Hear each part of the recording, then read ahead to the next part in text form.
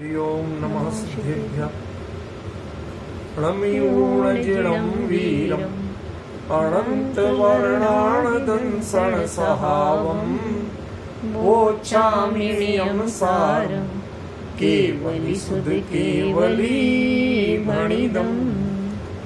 यह नियम सार परमागम है। इसमें गाथा नंबर 16 और 17 ये युगपत गाथाएं हैं। ये अपनी चल रही थी, इन पर चर्चा अपने को करनी है। मानुसा 16वीं गाथा 39 नंबर पे। मानुसाधु वियप्पा कम्ममही भोग भूमि संजादा सत्य विहाणे रैया अणादव्वा पुडविवेदेण।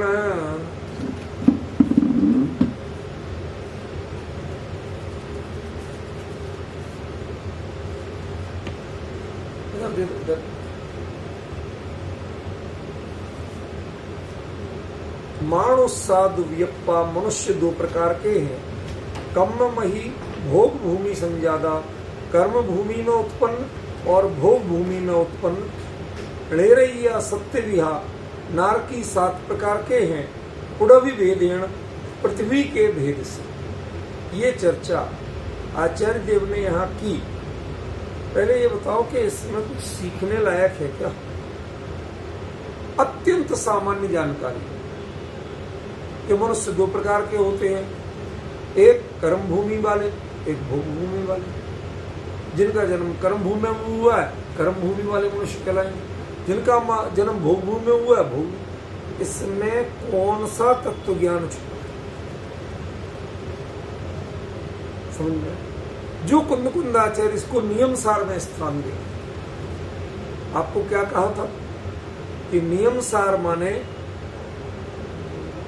75 साल से बाद की आयु का ग्रंथ, अत्यंत परिपक्व और अनुभवी, लोक का भी अनुभव, आत्मानुभव तो था ही, उसके भी व्यापक अनुभव के बाद जिन्होंने जो ग्रंथ लिखा और उसमें 2 संकल्प किए।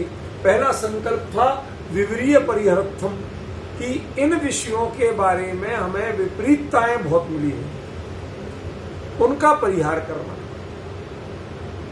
जो भ्रामक जानकारियां हैं उनका हमें परिहार करना है, निकाल के फेंकना है। और णीय भावना निमित्तम, और जो जानकारियां हैं वो क्यों विपरीत हैं? क्योंकि वो मेरी भावना की पुष्टि नहीं करती, मेरी भावना को संदीप्त नहीं करती। जहां कहता पढ़े, रोज पूजा पढ़े जा रहे, रोज पाठ पढ़े जा रहे, रोज 12 भावना पढ़े जा रहे, अंतर कुछ भी नहीं। कई लोग हैं 8-8 घंटे स्वाध्याय किए जा रहे, 10 विद्वानों के स्वाध्याय सुनते हैं, परिवर्तन कुछ भी नहीं। क्यों? क्योंकि उनकी वो जो दवा है ना स्वाध्याय की, उसका असर जहां होना चाहिए था वहां हो ही नहीं रहा।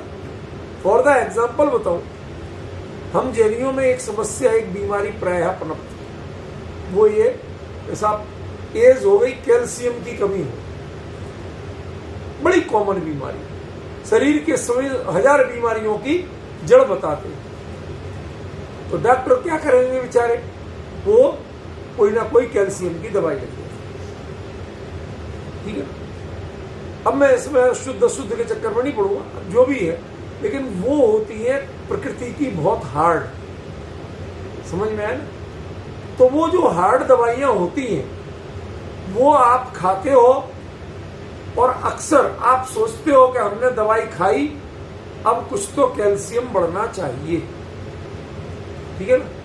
लेकिन वो दवाई इतनी हार्ड है कि आपका पाचन तंत्र इतना कमजोर है कि वो उसे पचा ही नहीं पाती, और वो स्टूल के माध्यम से साबुत की साबुत गोली निकल जाती।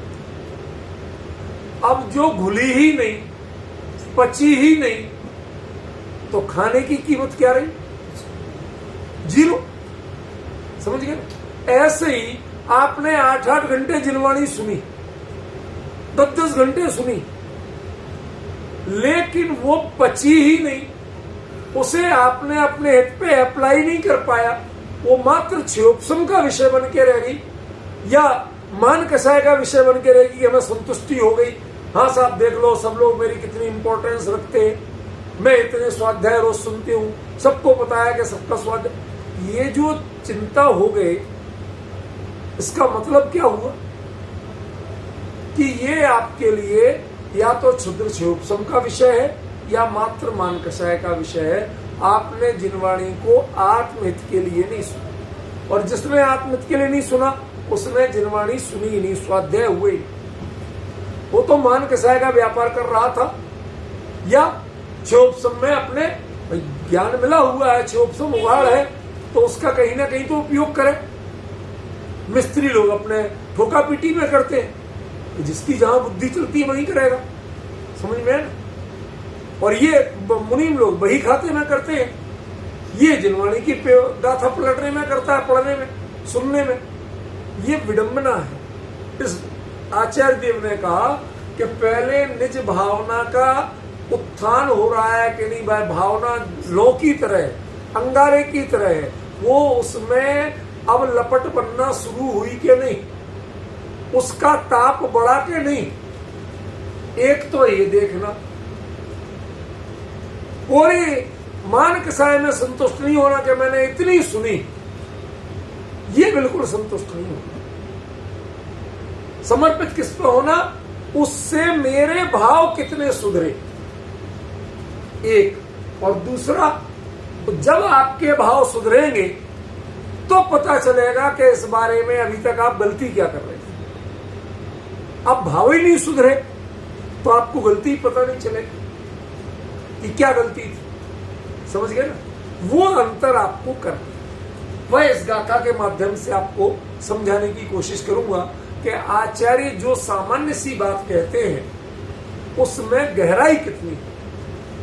कुंद कुंद की सबसे बड़ी खूबी यही, वो बात बिल्कुल सीधी सरल तरीके से कहते हैं, लेकिन उसमें गहराई बहुत होती है। उसका असली अर्थ नॉर्मली उन शब्दों में छुपा नहीं है, वह अर्थ होता है उनके अभिप्राय में, और हम ढूंढते हैं शब्दों में।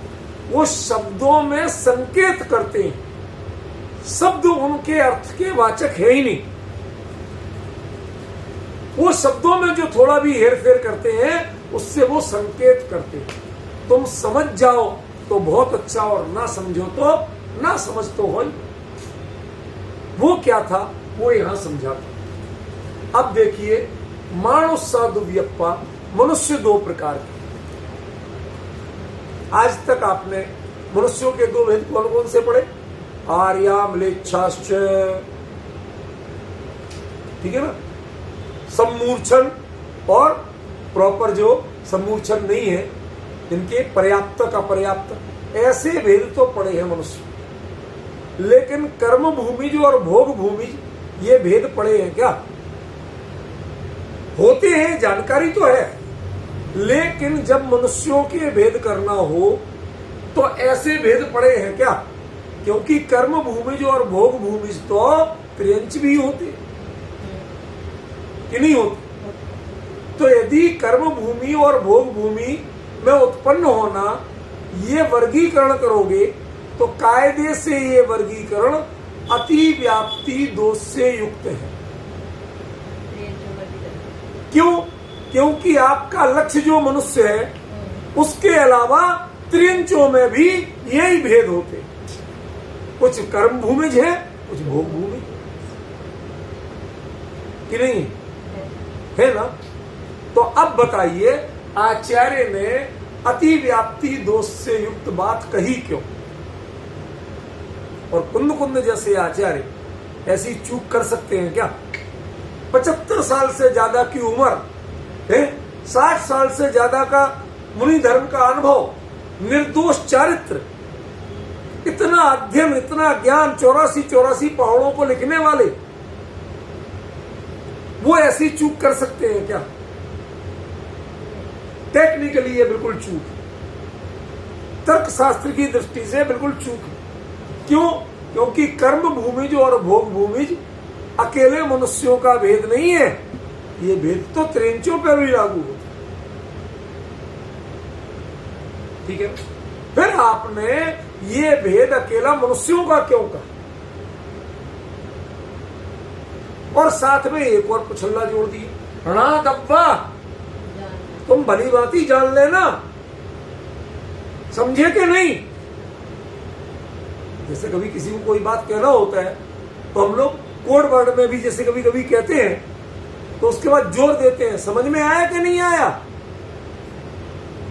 अब कोई डांट के बोले तो लगता है यार आदमी गुस्सा हो, कोई प्यार से बोल ले तो हमें लगता है समझाड़ू काई, तो हम खुश होते। समझते कुछ नहीं थे लेकिन खुश होते। गुरुदेव ने कहा समझाड़ू काई, समझ में आया जी गुरुदेव, प्रमाण वचन गुरुदेव। क्या प्रमाण वचन, वो कुछ पता। आप बोले, हमें मौका दिया बोलने का, हमने भी बोल दिया। आपने बोला समझ में आया, हमने कह दिया जी साहब बिल्कुल, जी साहब बिल्कुल आया। अरे क्या आया समझ में, ये तो बताओ। आचार्य जोर दे के कह रहे ना दब्बा, तुम भली भांति जान लेना। वो सिर्फ जानकारी नहीं दे रहे, साथ ही प्रेरणा दे रहे कि तुम जान लेना प्रॉपर।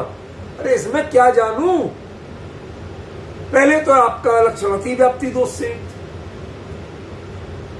ठीक है ना, क्योंकि त्रिंचों में भी पाया जाता है। एक दोष ये हो गया। और दूसरे, यदि जानकारी मानो तो क्या हमें पता नहीं है कि मनुष्य दो प्रकार के हैं, एक कर्म भूमि एक भोग भूमि। इससे ये बताओ भगवान कि मेरे आत्मा का कल्याण क्या हो जाएगा, मेरे कौन सी विपरीत मान्यता निकल जाएगी, समझ गए ना। और इसमें मेरी कौन सी निज भावना बढ़ जाएगी। शांति भाई, समझ में आ रहा है क्या कह रहा हूं? ये पहले प्रश्न तो क्लियर करो,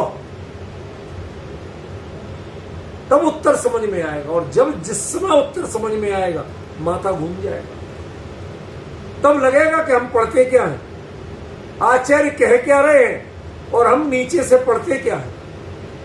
16 दूनी 8 लगेगा, 8 दूनी 16 दुनिया पढ़ लेती, आपको 16 दूनी 8 लगेगा। देखो सुनो, उत्तर देता हूं, बहुत ध्यान से सुनना। कर्ममयी भोग भूमि, एक कर्म भूमि एक भोग भूमि। अब एक बात बताओ, आप जहां पे हो ये कर्म भूमि है कि भोग भूमि? ये पंचम काल और छठवां काल जो है ये कर्म भूमि है कि भोग भूमि है?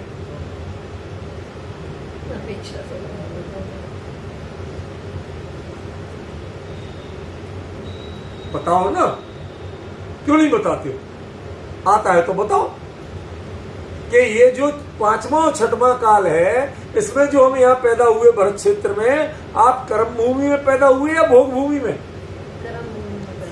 कहने को कर्म भूमि में, लेकिन कर्म भूमि असल में उसको कहते हैं जहां मोक्ष जाने का पुरुषार्थ किया जा सके। तो बताओ, यहाँ पंचम काल और छठवें काल में जा सकते हो मोक्ष, कर सकते हैं पुरुषार्थ?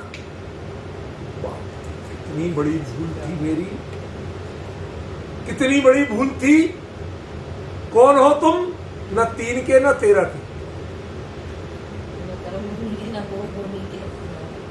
मतलब आचार्य क्या कहना चाहते हैं, स्वयं यहाँ उत्पन्न हुए थे इसी समय, और हम सब इसी में हैं, और हम सबको समझा रहे और हम सबको बता रहे कि मनुष्य तो सिर्फ 2 प्रकार के होते हैं, या तो कर्म भूमि वाले या भोग भूमि वाले। क्यों? भोग भूमि वाले कितनी भोग भोगते हो, लेकिन कषाय नहीं करते, लड़ाई झगड़ा नहीं करते, मान कसाय नहीं करते, छीना छपटी नहीं करते, कोर्ट कचहरी नहीं होती। भाई साहब, शांति भाई, जरा ध्यान देना क्या कह रहा हूं। वो इंसान कहलाने लायक है, कुंद कुंद की भाषा में हम इंसान कहलाने लायक नहीं है। बुद्धि का उपयोग 24 घंटे, बुद्धि का उपयोग या तो मंद कसाय में रहे, उपशांत कसाय में रहे, या मोक्ष के पुरुषार्थ में रहे, तो ही बुद्धि सार्थक है। यदि बुद्धि का उपयोग 24 घंटे आपसी लड़ाई में, मारकाट में, दूसरे की निंदा स्तुति में, इसमें रहता है, तो तुम 3 के न 13 के, तुम ना कर्म भूमि की हो ना भोग भूमि की। मनुष्य किसको कहते हैं? मनुष्य तो उन्हें कहते हैं कि मनुष्य है। क्यों भाई साहब, ये कोई मनुष्य है? जिन कुल में तीर्थंकरों का जन्म हुआ हो, जिन कुल में रत्नों की वर्षा हो और कोई उठाने वाला नहीं हो, मोक्ष मार्ग के लिए पिच्छी पकड़ने को तैयार जो हाथ होते हो, लेकिन रत्न उठाने के लिए जो हाथ तैयार नहीं हो, भाई साहब क्या बताऊंगा। या तो वो है बुद्धि सार्थक, या जो कम से कम कषाय को इतनी उपशांत रखे। आप विषय भोग को अत्यंत निंदनीय कहते हो, लेकिन क्षमा करना मेरे शब्दों को, कुंद कुंद ने यह निंदनीय भोग भूमि वाले करते क्या? अरे बुद्धि को कम से कम कष्ट नहीं दो, लेकिन कलह तो मत बढ़ाओ, छल तो मत करो, मान तो मत करो। भोग भूमि में कोई मान नहीं करता, कोई किसी से क्रोध नहीं करता। शांति भाई, पचा पाओगे आज की बात? कोई क्रोध नहीं, कोई मान नहीं, कोई माया नहीं करता। इसको जो चाहिए भोग कल वृक्षों से मांग लिया, काम चल गया। क्यों लड़ेगा वो? कोई कोर्ट कचहरी नहीं होती,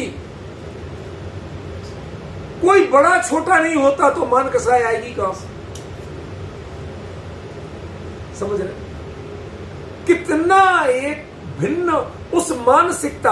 आपने भोग भूमि को अत्यंत निंदनीय कहा, जबकि आप उससे अत्यंत निंदनीय,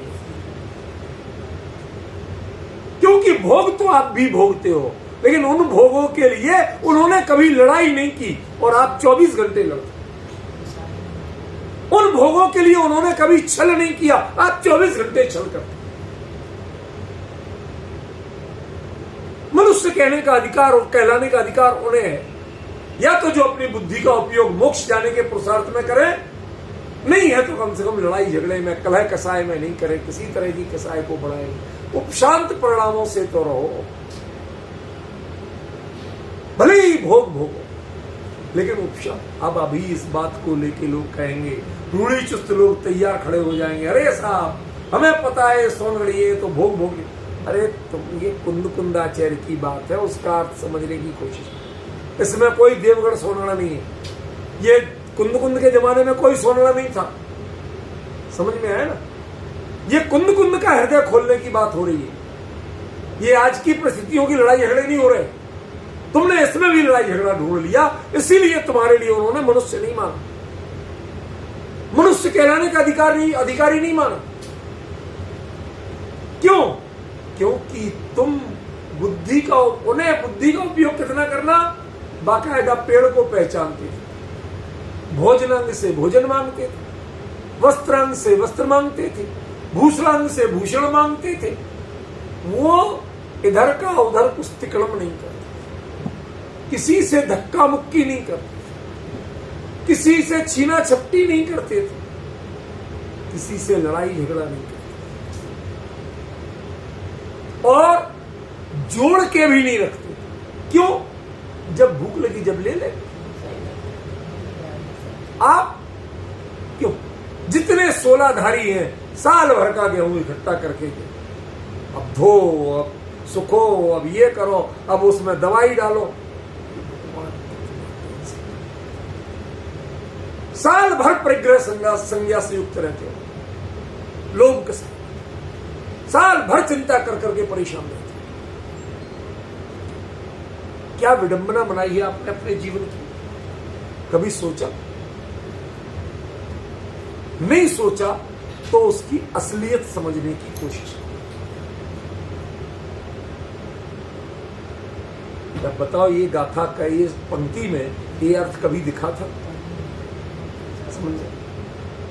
या तो कर्म भूमि वाले जो सीधे मोक्ष जाते हैं, मोक्ष का पुरुषार्थ भले ही चाहे 7 मिनट भी जाते हो, लेकिन मोक्ष का पुरुषार्थ करना जो जानते हैं, या तो वो मनुष्य है जो बुद्धि को कैसे अपने स्वरूप में केंद्रित करके वो चले जाए, या तो मनुष्य वो है या कम से कम जो लड़ाई झगड़ा तो नहीं करते, कोई कषाय करते नहीं है कषाय, हमने उन्हें वीतराग नहीं कह दी, लेकिन उन कषायों को वो लोगों में फैलाते नहीं। शांति भाई, ओ शांति भाई जी कहां खो गए, सामलो। हाँ इधर सुनो, आप तो छत देख रहे हो, सुनो क्या कहा। ये जो पेट है ना, पेट, इसमें कभी कभी गैस बनती है ना। अब तुम्हें गैस बने और तुम भरी धर्म सभा में बीच में छोड़ के और सबकी नींद हराम करो, परेशान करो, इससे अच्छा क्या कहेंगे, सभ्यता क्या है, आप चुपचाप उठ के चले जाओ, कहीं और निकाल आना, लेकिन अपनी गैस सबके बीच में मत छोड़ो। आपको व्यंग लग रहा होगा ना, आप अपनी कषाय अपने तक सीमित रखना जानते हैं, भोग भूमि वाले जानते, वो अपनी कषाय दूसरे में नहीं बांटते, ना काम बांटते, ना क्रोध बांटते, ना लोभ बांटते, ना मान बांटते, है उनमें कषाय। लेकिन मनुष्य कहलाने का अधिकारी कौन है, कि जो उस कषाय को फैलाता, उस संक्रमण को दुनिया में फैलाता नहीं है। जैसे अभी कोरोना फैलता था तो सब लोग मास्क लगा लेते थे कि मेरी सांस दूसरे पे नहीं पड़े, मेरी छींक दूसरे पे ना पड़े। क्या आपने परिणामों में ऐसा कुछ किया? नाक और मुंह पे तो कर लिया, क्या परिणामों में कर पाए जीवन में? कि मेरे काम का विषय दूसरा ना बने, मेरे क्रोध का विषय दूसरा ना बने, मेरे मन का शिकार दूसरा ना बने, और मेरे लोभ का शिकार दूसरा ना बने, मुझे किसी से मायाचारी नहीं करना पड़े। कभी आपने अनुभव किया ऐसा? क्या आपने सोचा जीवन में? आप तो पूरे समय किस पे अकड़े, किस पे गुस्सा दिखाएं, पूरा समय इसमें।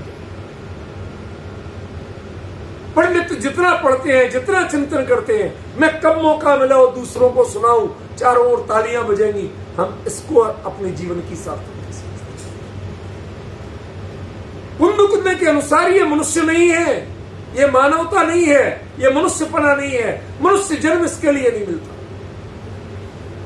पहला, संक्रमण को जड़ से नष्ट करो, कर्म भूमि वाले। दूसरा, संक्रमण यदि तुम्हारे अंदर है तो दूसरे तक नहीं फैलने दो, भोग भूमि वाले। जो संक्रमण को फैलाते हैं वो तो मनुष्य कहलाने के अधिकारी ही नहीं है, वो ना कर्म भूमि वाले ना भोग भूमि।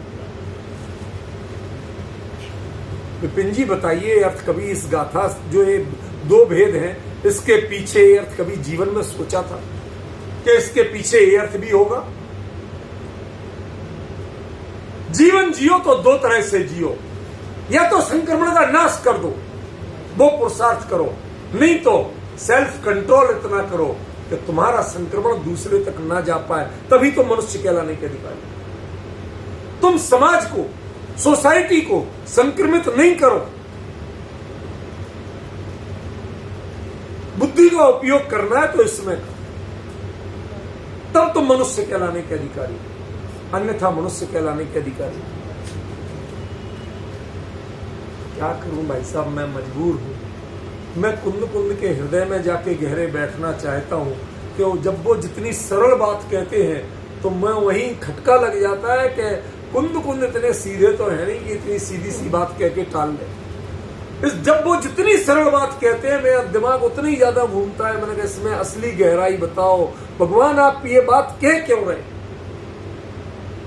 और ज्यों ही चिंतन करता हूं यहां बैठ के, एकदम से ख्याल आता है, मैंने अरे ये तो ये कह रहे हैं और हम पढ़ क्या रहे हैं। नीचे आप पढ़ लो, मनुष्य दो प्रकार के होते हैं, एक कर्म भूमि में उत्पन्न होने वाले, एक भोग हो गया। आचार्य ने एक और मैंने बात बताई थी पिछले संडे को इस बारे में, क्या आपने याद रखी?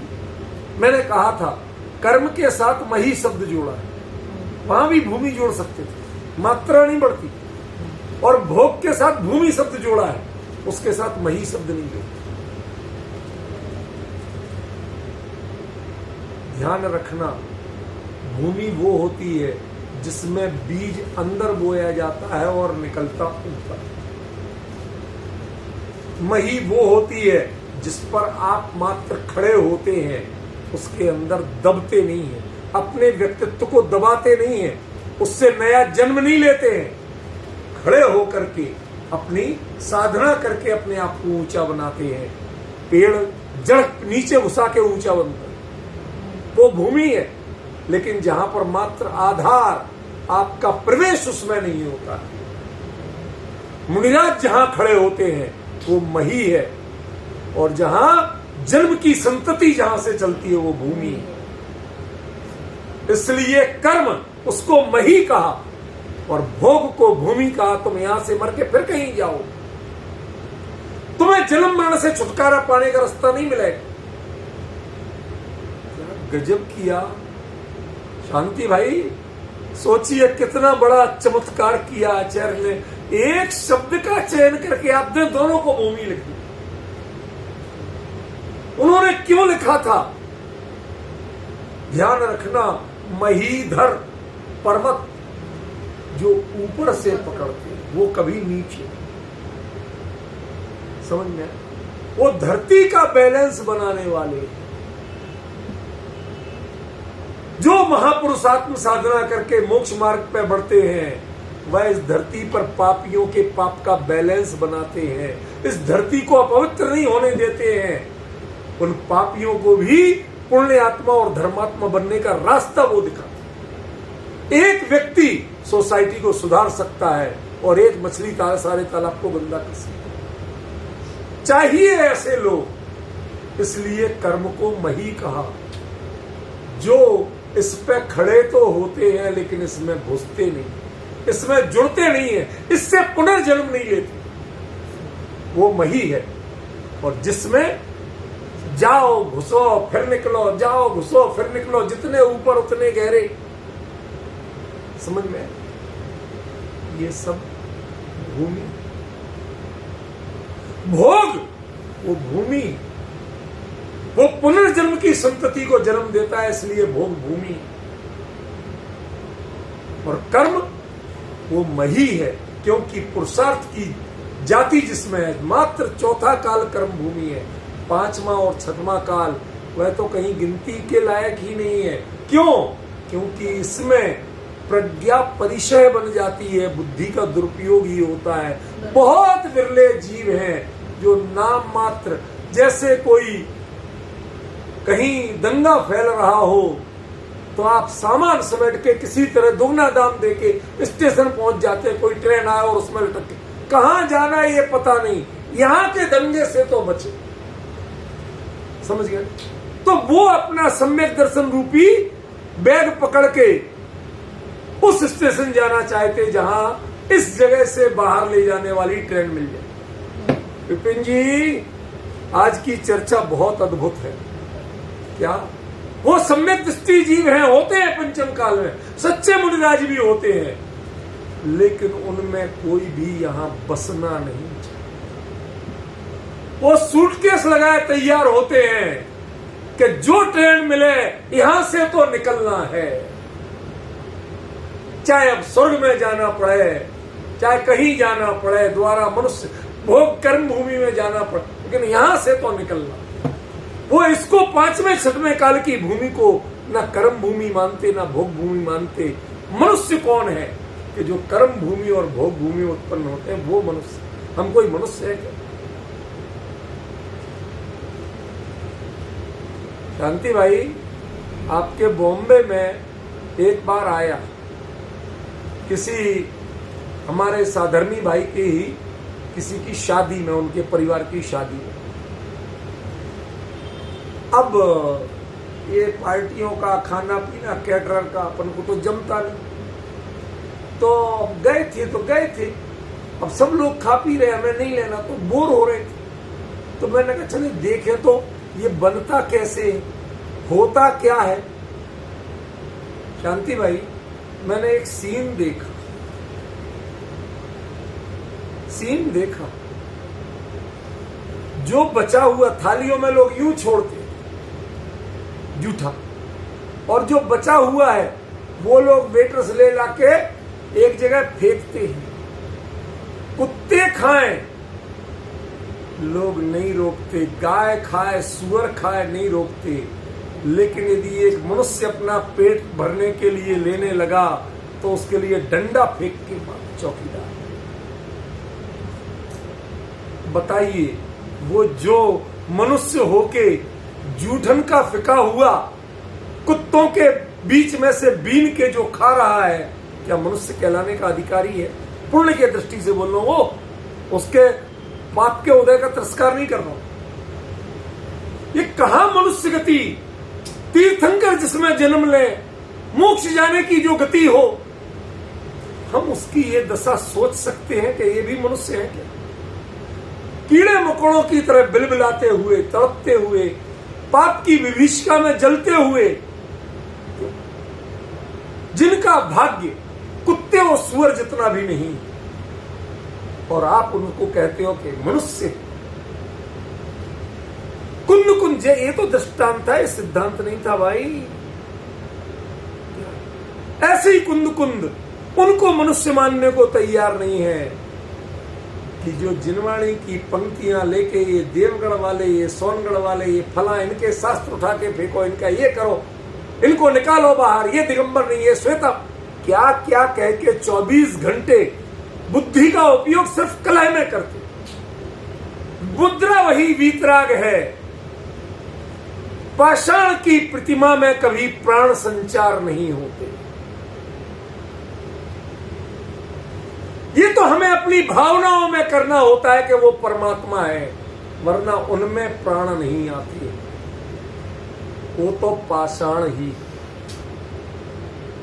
तब इस बात को लेके लड़ने वाले कि इनमें सूर्य मंत्र किसने दिया और इसमें किसने नहीं दिया। अरे तुम्हें मुद्रा देख के वीतरागता नजर नहीं आई, उसके बावजूद अपनी अहंकार की वृत्ति के कारण तुम लड़ने मरने को तैयार हो, उन जिलमिम का अपमान करने को तैयार हो। बुद्धि का ऐसा दुरुपयोग जहां देखा जाए, कुंद कुंद कहते भैया, जब ये क्रोधादि का संक्रमण जहां बढ़ रहा हो, मान कसाय का संक्रमण फैलाया जा रहा हो, मेरे को बुलाया कि नहीं बुलाया तो हम तुम्हारे को ही गलत सिद्ध कर देंगे, झूठा सिद्ध कर देंगे, अपूज्य बता देंगे। इतनी तीव्र कषाय। उन ग्रंथों में नमोकार मंत्र भी छपा होता है, लेकिन सोनगढ़ के छपे तो उठा के इनको जला दो, आग लगा दो, किसी काम के नहीं। इतना दुस्साहस, इतना अहंकार। कुंद कुंद कहते तुम मनुष्य कहलाने लायक नहीं हो, और तो और क्या। क्यों? क्यों? मनुष्य दो ही प्रकार के होते हैं।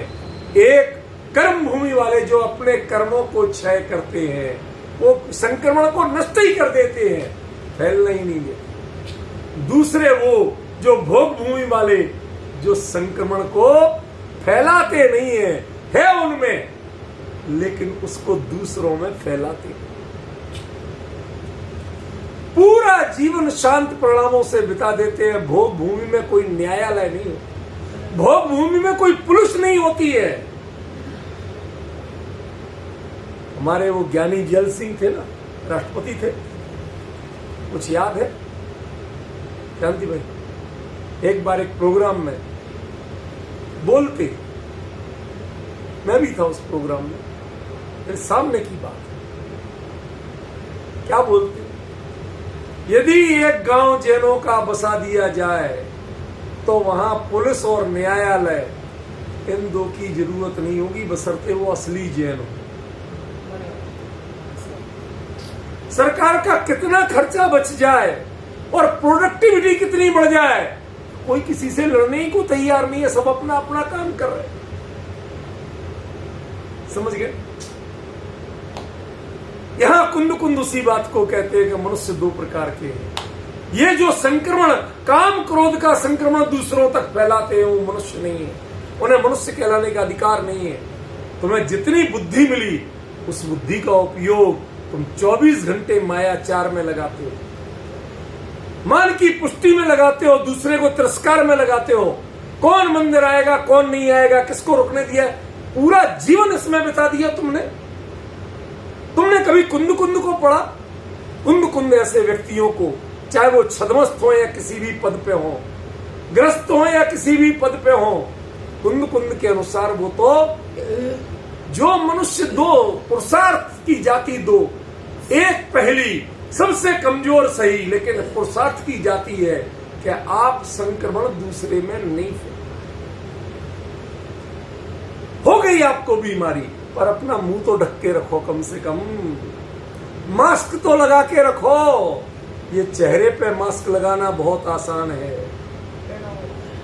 लेकिन परिणामों का मास्क क्या है कि देखना है तो भोग भूमि वालों को देखो, सब भोग भोगते हैं, लेकिन किसी भी भोग में ना तो लोभ होता है, परिग्रह नहीं करते, जोड़ के नहीं रखते। जब जिसकी जरूरत लगी उतना ले लिया, लेकिन जोड़ के नहीं रखते।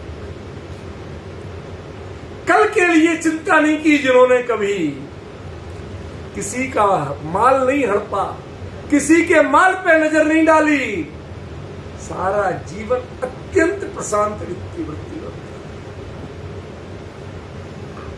मैं उनको वृत्ति नहीं कह रहा, उनको धर्मात्मा नहीं कह रहा, लेकिन एक क्वालिटी है, यदि तुम्हें मनुष्य बनना है तो संक्रमण मत फैलाओ, सभ्य बनो, बुद्धि का सदुपयोग करना सीखो। उन्होंने कभी किसी को गाली नहीं दी, किसी से गुस्सा नहीं किया, किसी को डंडा नहीं मारा, किसी का माल नहीं छीना, कोई संक्रमण नहीं फैला। कषायें थी, पाप के विकार थे, मैं उनको क्लीन चिट नहीं दे रहा हूं, लेकिन वो बीमार थे, निस्संदेह बीमार थे, लेकिन आपसे बहुत अच्छे थे जिन्होंने छींक छींक के सोसाइटी में संक्रमण नहीं फैलाया था। इतनी समझ थी उनको, वो शिष्ट थे, वो सभ्य थे, वो सभा में बैठने लायक थे। जो दूसरों में संक्रमण फैलाता है, अपने विकार दूसरों पर निकालता है, वो सभ्य नहीं है, सभा में बैठने लायक नहीं है, तो मनुष्य भी नहीं है। कुंद कुंद यहां तक कह रहे, आप अपनी मान कसाय का बलगम दूसरों पर थूक थूक के निकाल रहे हैं। ये क्या है? ये क्यों किसी को तिरस्कृत करते हो? क्यों किसी को लांछित करते हो? सारी दुनिया पर उंगली उठाने वाले पहले अपने गृहबान में झांक के देखो, अपने अंतर्मन में झांक के देखो, तुम्हारे काम क्रोध की क्या स्थिति, तुम्हारे मान और माया की क्या स्थिति है, कभी सोचा है? इसलिए कुंद ने क्या कहा, मनुष्य दो प्रकार के, हृदय भरा है आपका, ऐसा विवरण है, ऐसा विषय है, या तो वो भोग भूमि वाले मनुष्य हैं, संक्रमण तो होता है लेकिन संक्रमण किसी में फैलने नहीं देते, छींक आएगी लेकिन एक और ले जाके मुंह ढक के छींक लेंगे, लेकिन किसी में फैल नहीं, काम क्रोध होंगे लेकिन एक और जाके शांति से उनको शांत कर देंगे, लेकिन दुनिया में फैलाएंगे। अद्भुत विषय है। कभी आज तक भोग भूमि वालों को इस नजर से देखा था? आपने तो हमेशा तिरस्कार की नजर से देखा। क्यों? क्या करते? भोग भोगते रहते। अरे वो 99% शांत रहते। और आप जितना व्रत करते हो ना, जितने नियम करते हो, जितने स्वाध्यायी बनते हो, उतनी ही ज्यादा कषाय करते हो। क्या फायदा है? क्या है धर्माचरण और क्या है इस ज्ञान लाभ का उपयोग? कुंद कुंद के अनुसार आप तो मनुष्य कहलाने के अधिकारी, क्योंकि आप अपना संक्रमण सोसाइटी में फैलाते। सच बताइए, कभी सोचा भी था कि इसका ये अर्थ हो? मानुषा दुर्यप्पा कम मही भोग भूमि, या मही और भूमि, कर्म भूमि वो नहीं है जिससे साथ में नरक जा सकते। जाते हैं ये सही है, लेकिन मही धरती आधार जो बनती है उसमें नीचे जाने के लिए ऊपर जाने का सिर्फ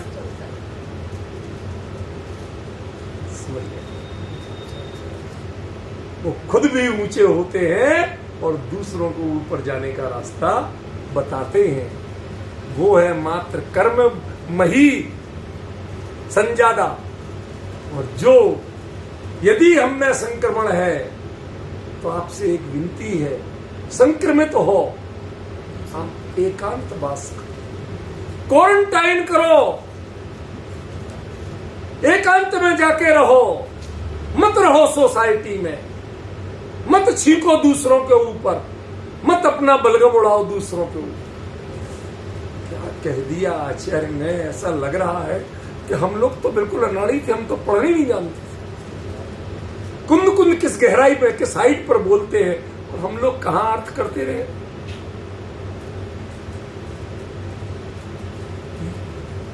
ऐसा लग रहा है जैसे हमारे नीचे की जमीन खींच ली गई। हम अपने आप को पंडित मानते हैं, लोग ज्ञानी मानते हैं, विद्वान मानते हैं, शास्त्री मानते हैं। क्या कह रहे हैं कुंद कुंद? ये प्राइमरी की बात नहीं है, ये कुंद कुंद जैसे आचार्यों के लिए भी नियम भावना, उनकी भावनाओं को संदीप्त करने वाला विषय है नियम से। क्या आपने वो अर्थ निकाल पाया? नहीं निकाला तो आपने नियम सार पढ़ा नहीं है।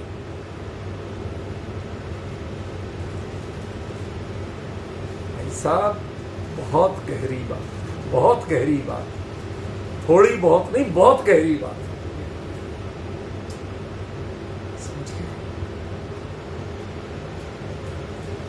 मानुष साधु वियप्पा कम मही भोग भूमि से।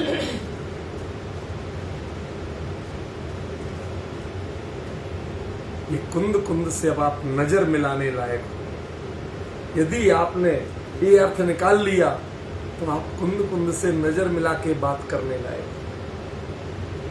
वरना हाथ जोड़े नीचे झुके रहते, महाराज कुछ बता दो, महाराज कुछ बता दो। ये दीनता बनी रहती आपके प्रभाव। आप संक्रमण मत फैलाइए। माना के ग्रस्त में होता है, क्या ग्रस्त और क्या पदवी धारक यदि संक्रमण फैलाते हैं, मनुष्य कहलाने लायक अधिकारी आप सभ्य नहीं है। आप छींकने के संक्रमण को संक्रमण मानते हैं, टीवी के संक्रमण को संक्रमण मानते हैं, स्किन की डिजीज के संक्रमण को संक्रमण मानते हैं, क्यों कैंसर के संक्रमण को संक्रमण मानते हैं। लेकिन कभी काम क्रोध आदि जो हम फैलाते हैं दूसरों में, इनके संक्रमण को संक्रमण माना? नहीं माना। तो आचार्य कुंद कुंद कहते हैं कि आप सभ्य नहीं है, मनुष्य कहलाने लायक हो। जो मननशील हो उसका नाम मनुष्य होता, जो चिंतनशील हो उसका नाम मनुष्य होता। आपने ना उस विषय पे चिंतन किया, ना मनन किया, ना विचार किया, तो आप मनुष्य कैसे हो गए?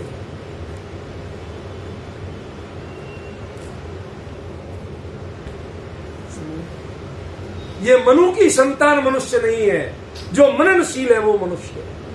क्या आपने अपने परिणामों पर, आपने सोसाइटी पर कभी विचार किया? बड़ी भारी जिम्मेवारी है आपकी कि पहले तो अपने विकार नष्ट करो, और नहीं कर सकते तो वह विकार सोसाइटी में मत फैलने दो, तभी मनुष्य हो। दो ही तरह के मनुष्य होते हैं, तीसरे तरह का मनुष्य नहीं। जो सोसाइटी को संक्रमित करता है वो मनुष्य नहीं है। जो अपने मान कसाय को दूसरों पर थोपता है और समाज में दंगे कराता है, घर घर में भेद कराता है, वो मनुष्य नहीं है।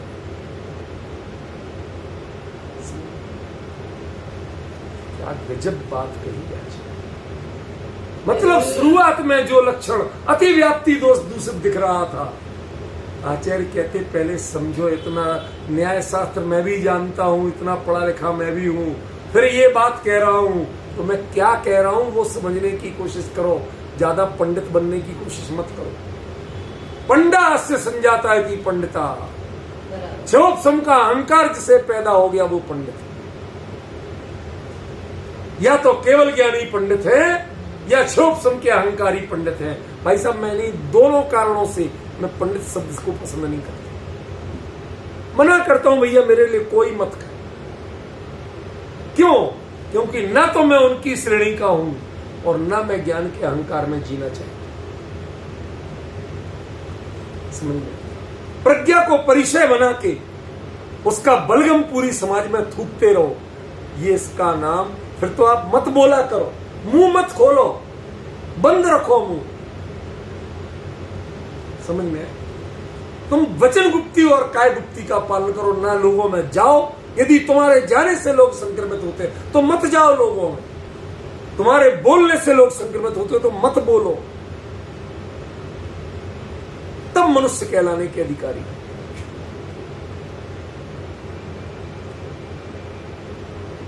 हम 5वें और 6वें काल के तो लोग कहीं के ना रहे। इस गाथा को पढ़ने के बाद सचिन कहीं के ना रहे।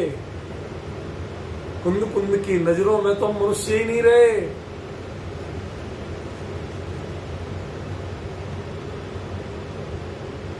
कहा आचार्य ने, समझे कि नहीं? देखो आगे थोड़ा, नहीं तो यहीं अटकी रहेगी। मेरी तो सुई अटकती है तो मैं भटकता ही नहीं हूं, वहीं रह जाता। अच्छा विषय मिले, अपने लिए तृप्ति का विषय मिले, अपनी भावनाओं को संदीप्त करने का विषय मिले। मैं कहता हूं आप 12 भावनाएं पढ़ें। यदि पहली भावना पढ़ने से ही पूरी विचारों में शुद्धि होने लगे तो दूसरी भावना पढ़ने की जरूरत क्या है? हम लोग क्यों आगे बढ़ने के बेचैन रहते हैं? एक में तृप्त रहना से, एक का पूरा आनंद लेना से। बाबूजी युगल जी बारंबार लिखते थे, मेरा बस चले तो एक दिन में एक से ज्यादा स्वाध्याय नहीं, सुनना ही नहीं दूसरे का, ना करने देना। एक स्वाध्याय के लिए कम से कम 6 घंटे चिंतन मनन को चाहिए। आप एक टाइम रोटी खाते हो तो 6 घंटे बाद खा पाते हो, 6 घंटे पचाने को चाहिए। हम वाचन सुनते रहते हैं, पाचन की कोशिश नहीं। बाबूजी बहुत बड़े विरोधी थे इस बात। कहते क्या तमाशा बना रखा है शिविरों में, 8-8 व्याख्यान हो रहे हैं, कोई जरूरत नहीं है, बंद करो। एक विद्वान का गंभीर व्याख्यान हो, शांति से सुनो, चिंतन करो, मनन करो, बाकी प्रोग्राम जो है। हमने प्राइमरी क्लास बना दी, बच्चा एक विषय का कर, काम होमवर्क घर जाके करोगे। यहां तो पढ़ते रहो पढ़ते रहो पढ़ते रहो। इसका नाम शिविर नहीं है।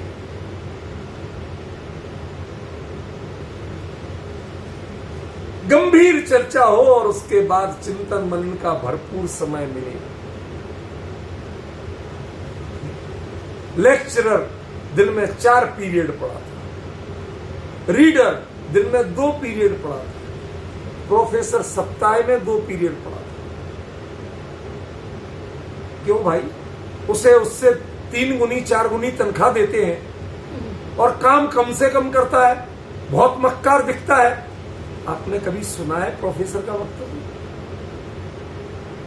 लेक्चरर किताब लेके पढ़ाता, रीडर उसकी सहयोगी बुक्स लेके पढ़ाता है, ले जाना पड़ती है, और प्रोफेसर सब कुछ पढ़ने के बाद उसका चिंतन करके कुछ नई प्रतिपत्ति देता है, वो नया ग्रंथ बनता है।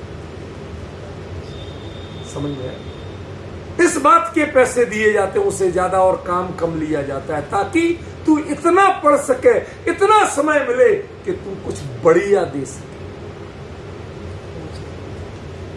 हम क्वांटिटी पे जोर देते हैं, क्वालिटी पे नहीं देते। बाबूजी युगल जी बारंबार लिखते थे। हम युगल जी साहब को बहुत नाम लेते हैं, बहुत गीत गाते हैं, एक बात को अपनाते हैं क्या? एक बात को लाइफ में उतारने की हिम्मत है क्या? कोरी तारीफें करने से, कोरी महिमा गान करने से, शब्दों की महिमा से कुछ नहीं होता। ये बाबूजी को महान मानने, बनाने और मानने का तरीका नहीं है। आप अपने आप में उनकी एक बात को जीवन में उतारने की कोशिश। उन्होंने कई बार लिखा, कम से कम सुनो, अधिक से अधिक गुनो। पर हमें सुबह से शाम तक सुनने की आदत पड़ी। एक का खत्म नहीं हुआ, दूसरे का टाइम, तीसरे। ये जो हमने सोच रखा है ना, ये सोच बड़ी गलत है। जब चिंतन करोगे तो अंतर में झांकोगे तो अंदर की गड़बड़ियां नजर आएंगी, तो उनको सुधारो। चिंतन ही नहीं करते हो तो सुधारोगे कहां से? ये जो चर्चा है इसमें क्या निकालना, पहले अपने जिसको आप सही मान रहे हो वो भी गलत हो सकती है। यदि नतीजा गलत आ रहा है तो इसका मतलब गड़बड़ तो है। कोई कहे, सुनना जरा ध्यान से, कोई कहे मेरा पेट बिल्कुल क्लियर है, तो शब्दों पे क्षमा करना, तो तेरे पाद में बदबू क्यों? तेरी डकार में बदबू क्यों है? तेरे मुंह से बदबू क्यों आती है? जिनके पेट साफ होते हैं उनके सांस में बदबू नहीं आती है। ऐसे ही जिनके विचार अंतरंग में साफ होते हैं उनकी सांसों में, उनके वचनों में कषाय की चर्चा नहीं आती।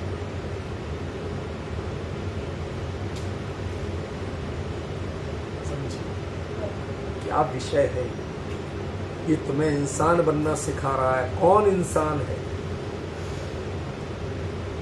या तो अपने विकार खत्म कर दो, वो इंसान है, या जो विकारों का संक्रमण दूसरे तक नहीं पहुंच सके इसके लिए सतत सावधान रहे, वो इंसान है। और ये दोनों चीज जो नहीं कर सकते वो इंसान कहलाने का अधिकारी है।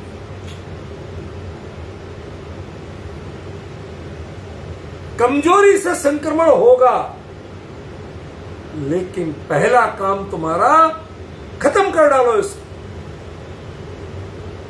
बचपन में हम कभी देखते थे, इतनी क्रूरता नजर आती थी, लेकिन बड़े लोग जो बड़े अहिंसक हैं और वो हिंसा लगातार करते थे। मैं निंदा नहीं कर रहा हूं, गहरी बात बता रहा हूं। मैंने देखा पहले जैसे गाय भैंस को, जानवरों को कोई बड़ा फोड़ा हो जाए, गांठ हो जाए, तो आज को इधर ले जाओ उधर ले जाओ, ये दवाई यहां पे कुछ नहीं होती। उन्होंने लोहे का कोई बड़ा औजार, कुछ सरिया ऐसे खूब गर्म किया लाल, और उस जानवर को अच्छी तरह पकड़ा, रस्सियों से बांधा ताकि वो छटपटा नहीं पाए, भाग नहीं पाए, और उस जगह दाग देती थी। गर्मा गर्म लाल उसके ऊपर रख दी। आपके क्या क्रूरता है! बेचारे बेजुबान जानवर को बांध के जला रहे हैं। अरे मूर्ख, उसका संक्रमण जला रहे हैं, उसको नहीं जला रहे। ऐसे ही लोग कहते जैनियों में कितने क्रूर हैं, काय क्लेश करते हैं। आप जानते हो काय क्लेश तप का नाम है, और काय क्लेश परिसय भी है। यदि उसमें आप कष्ट की संतति, संक्रमण को बढ़ाते हो तो वो परिसय है, और संक्रमण नष्ट होता है उससे तो वो तप है। मुनिराज तप करके उन विकारों को जलाते, उन संक्रमणों को जलाते हैं, तो वो कर्म भूमिज है। और जो फैलने नहीं देते हैं वो भोग भूमिज हैं। दो ही तरह के मनुष्य होते हैं, तीसरे हैं लेकिन उन्हें मनुष्य कहलाने का अधिकार नहीं। क्या कहूं और कैसे कहूं, जो आचार्य ने यहां रहस्य बता दिया। ये अब देखिए इसमें कितना मोटिवेशन। कषाय आप में होगी, विकार होंगे, लेकिन इतनी इंसानियत रखिए कि उसको दूसरों पर मत निकालिए। छींक आएगी लेकिन उसके लिए मास्क लगा के रखिए। दूसरे के ऊपर वो थूक उड़ने ना पाए। तुम्हारे गंदे वचन, कषाय के वचन वो दूसरे के कानों तक जाने ना पाए, उसके मन को क्षुब्ध ना कर पाए। इतनी इंसानियत रखिए तब मनुष्य हो। दो ही प्रकार के मनुष्य, तीसरे प्रकार के मनुष्य। क्या हम जिंदगी में भोग भूमियों जैसे भी रह पाए हैं? कर्म भूमि वालों जैसे कर्म क्षय करके मोक्ष तो नहीं जा पा रहे हैं, लेकिन कम से कम अपने संक्रमण से इस समाज को, इस परिवार को, इस पृथ्वी को प्रदूषित तो मत करिए।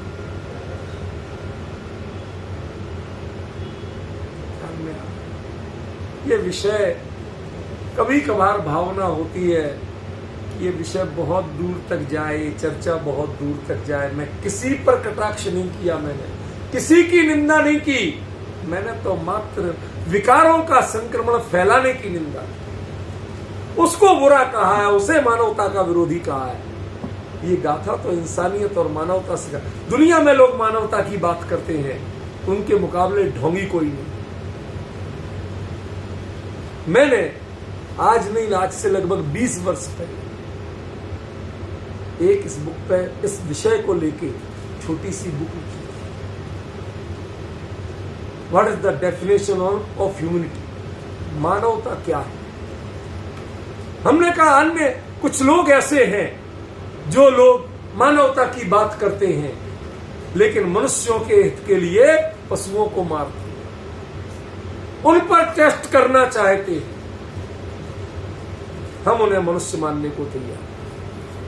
क्यों? क्योंकि महावीर के दर्शन में आपकी सोसाइटी में एक इंद्रिय भी आता है, नहीं आता?